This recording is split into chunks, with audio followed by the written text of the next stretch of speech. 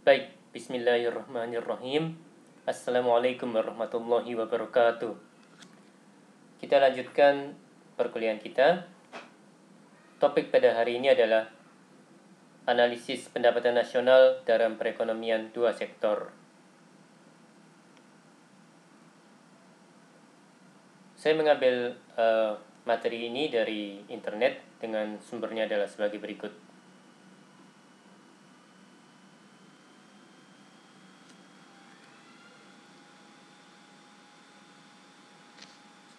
Baik, ada beberapa topik yang akan insya Allah kita akan bahas pada hari ini. Yang pertama adalah hubungan antara konsumsi dan pendapatan. Yang kedua adalah fungsi konsumsi dan fungsi tabungan. Yang ketiga, investasi dan fungsi investasi. Dan yang keempat adalah keseimbangan perekonomian negara. Masuk ke bagian perekonomian dua sektor. Yang dimaksud dengan perekonomian dua sektor yaitu perekonomian yang terdiri dari sektor rumah tangga dan perusahaan. Diasumsikan tidak terdapat kegiatan pemerintah maupun perdagangan luar negeri dalam hal ini ya Mas dan Mbak ya. Jadi hanya dua sektor yaitu sektor rumah tangga dan sektor perusahaan.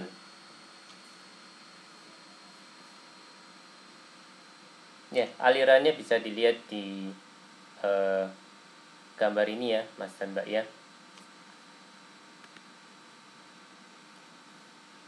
Diagram alir perekonomian dua sektor.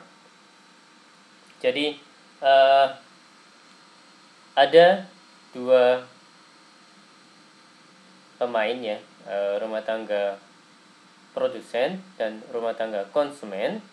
Kemudian ada pasar barang dan jasa dan juga pasar faktor produksi dalam hal ini. Jadi cara bacanya lebih kurang seperti ini Mas dan Mbak. Rumah tangga konsumen membeli barang dan jasa dari pasar barang dan jasa. Nah, anak panah ini mengalir dari pasar barang dan jasa ke rumah tangga konsumen. Sehingga maksudnya adalah barang dan jasa yang dibeli oleh rumah tangga konsumen mengalir dari pasar barang dan jasa.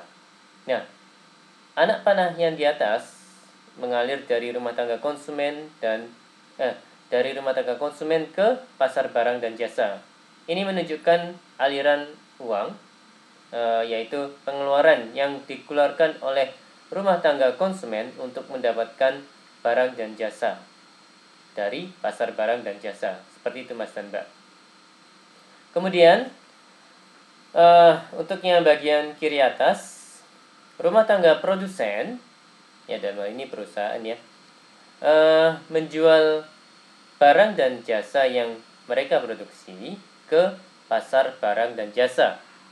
Aliran produknya dan atau jasanya itu mengalir dari rumah tangga produsen ke pasar barang dan jasa. Jadi ini ya anak panahnya dari rumah tangga produsen ke pasar barang dan jasa.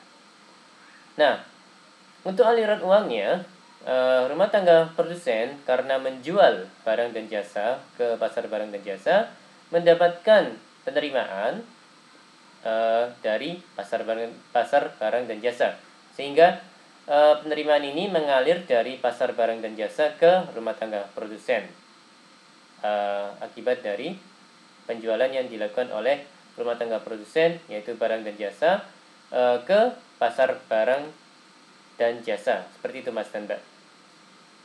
Baik, untuk yang pojok kiri bawah ini, pasar faktor produksi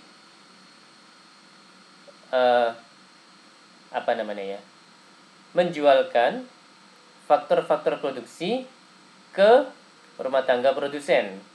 Jadi faktor-faktor produksi ada kapital, ada sumber daya manusia ya Mas dan Mbak ya. Jadi ada tanah juga. Maka dari itu, aliran produknya, aliran barangnya mengalir dari pasar faktor produksi ke rumah tangga produsen berupa faktor-faktor produksi. Dan ya, rumah tangga produsen membayarkan upah sewa bunga dan profit ke pasar faktor produksi karena mereka mendapatkan faktor-faktor produksi untuk menyokong kegiatan produksi mereka. Nah, untuk yang kanan bawah, rumah tangga konsumen menyediakan tanah, tenaga kerja, dan modal ke pasar faktor produksi. Jadi aliran produknya dan atau aliran jasanya, kalau saya nggak salah, mengalir dari rumah tangga konsumen ke pasar faktor produksi berupa tanah, tenaga kerja, dan modal. Dan ya, aliran uangnya mengalir dari pasar faktor produksi ke rumah tangga konsumen karena rumah tangga konsumen menyediakan faktor-faktor produksi ke pasar faktor produksi. Seperti itu ya Mas dan Mbak, kalau saya tidak salah. Jadi aliran uangnya ya bisa berupa gaji gitu ya Mas dan Mbak ya. Dari pasar faktor produksi ke rumah tangga konsumen. Ya, aliran pendapatan dalam perekonomian dua sektor. 1.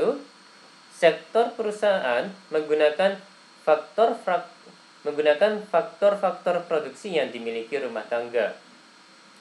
Kedua, sebagian besar pendapatan yang diterima rumah tangga akan digunakan untuk konsumsi, yaitu membeli barang dan jasa yang dihasilkan oleh sektor perusahaan. Sebagian besar ya, Mas dan Mbak ya.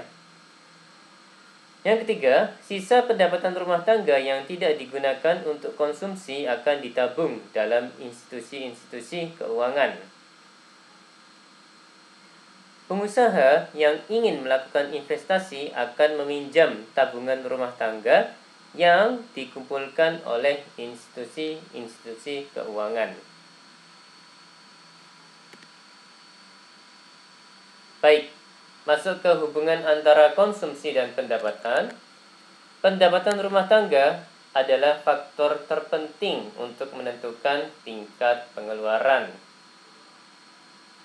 Ini ada contoh ya di bukunya Pak Satono Sukirno,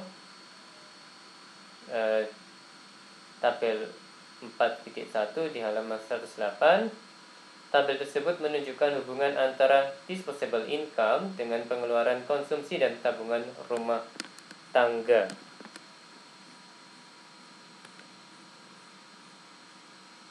Pendapatan, konsumsi, dan tabungan. Jadi pendapatan disposable YD. Kemudian yang tengah ini pengeluaran konsumsi C. Dan yang berikutnya yang sebelah kanan adalah tabungan S. Save ya. Oke, ya, ini sepertinya menjelaskan tabel yang sebelum ini. Pada pendapatan yang rendah, rumah tangga mengambil tabungan. Ini berarti rumah tangga harus menggunakan harta atau tabungan masa lalu untuk membiayai konsumsi. Kenaikan pendapatan menaikkan pengeluaran konsumsi. Sisa pertambahan pendapatan ditabung. Pada pendapatan yang tinggi, rumah tangga menabung. Ya masuk akal ya. Setelah dikurangi dengan konsumsi, masih ada sisa dari gaji atau pendapatan yang diterima, maka bisa dipakai untuk menabung. Seperti itu ya Mas dan Mbak ya. Oke, masuk ke kecondongan mengkonsumsi. Kecondongan mengkonsumsi marginal atau MPC merupakan perbandingan di antara pertambahan konsumsi atau delta C yang dilakukan dengan pertambahan disposable income atau delta YD yang diperoleh. Sehingga MPC equal to sama dengan delta C dibagi dengan delta YD. Kecondongan mengkonsumsi rata-rata atau APC merupakan perbandingan di antara tingkat konsumsi C dengan tingkat disposable income YD. Jadi ditulis APC sama dengan C dibagi dengan YD atau YD ya Mas dan Mbak ya. Ya, ini masih memakai bukunya Pak Sadono Sukirno. Contohnya bisa dilihat di tabel 4.2 halaman 110.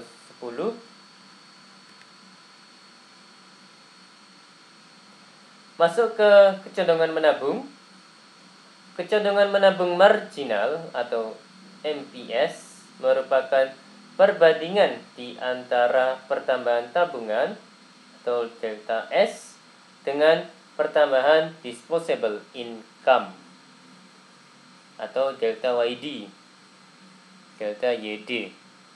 Jadi MPS sama dengan delta S dibagi dengan delta YD,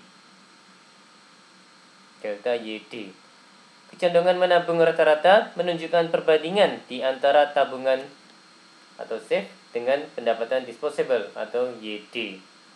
Jadi APS sama dengan S dibagi dengan YD.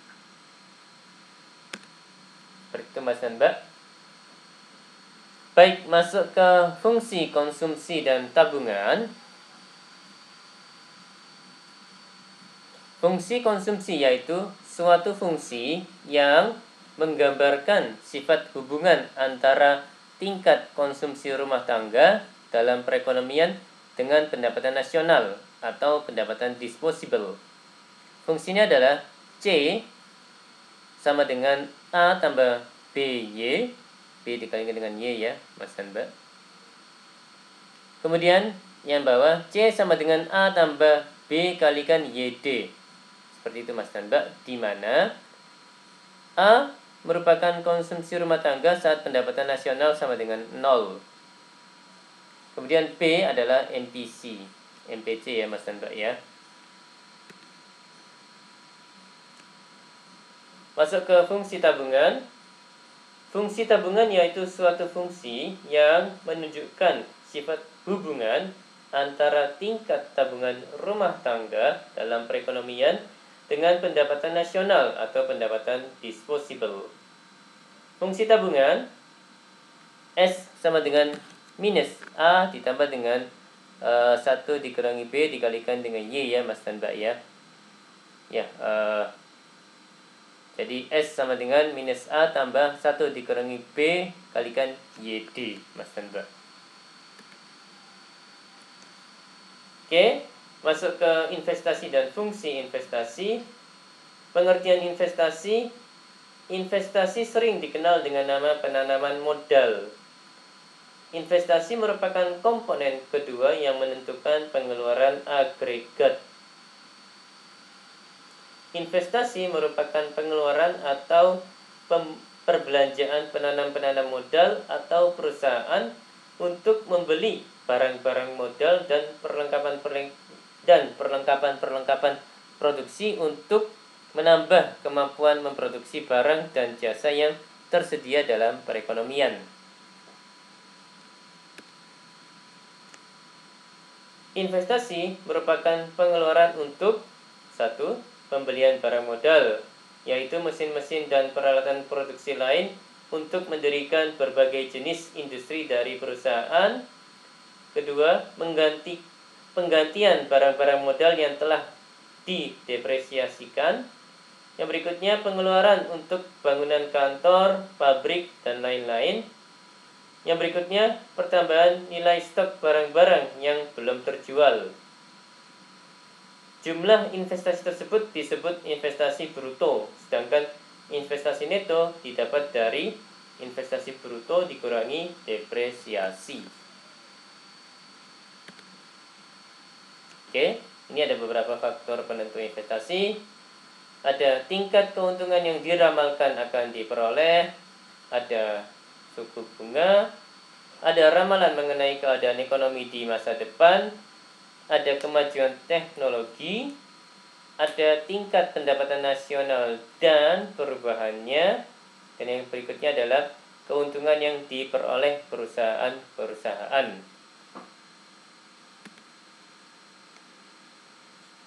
Oke, fungsi investasi merupakan fungsi yang menunjukkan hubungan antara tingkat investasi dan tingkat pendapatan nasional.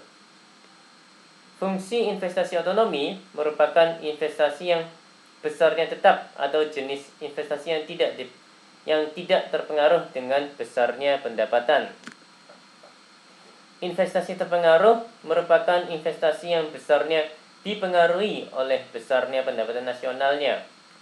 Semakin tinggi pendapatan nasionalnya, semakin tinggi investasinya. Oke, masuk ke keseimbangan perekonomian negara. Dalam perekonomian dua sektor, keseimbangan perekonomian negara tercapai apabila 1. Ketika pendapatan nasional sama dengan konsumsi dan investasi. Kalau ditulis Y sama dengan C plus C ditambah I ya, Mas dan Mbak. Kemudian yang kedua, investasi sama dengan tabungan, yaitu I sama dengan S.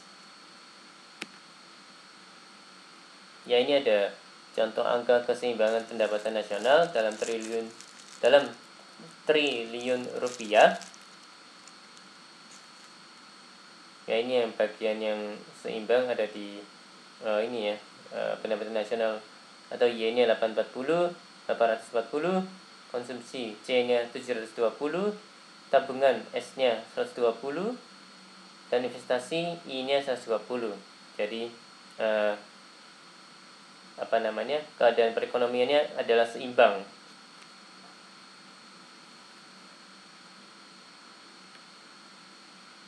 Oke, ini pendekatan aljabar.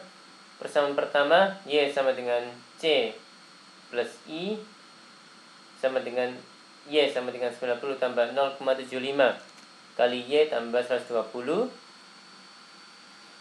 Y minus 0,75 kali Y sama dengan 210. Y sama dengan 210 dibagi dengan 0,25 sehingga didapatkan Y sama dengan 840. Oke, ya. Contoh ini ya Mas dan Mbak ya. Oke, persamaan kedua, S sama dengan I, 0,90 tambah 0,25 Y sama dengan 120, 0,25 Y sama dengan 210, Y sama dengan 210 dibagi dengan 0,25 didapatkan Y sama dengan 840. Seperti itu ya Mas dan Mbak ya. Oke, ini ada contoh latihan. Ini ada contoh soal. Ini juga ada soal. Baik, demikian dari saya. Mohon maaf kalau ada kata-kata yang salah. Terima kasih atas perhatiannya. Wassalamualaikum warahmatullahi wabarakatuh.